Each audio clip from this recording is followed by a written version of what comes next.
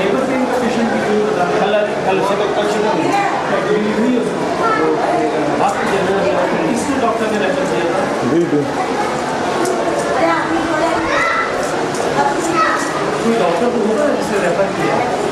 हाँ हाँ तुम्हारो कम कौन कयो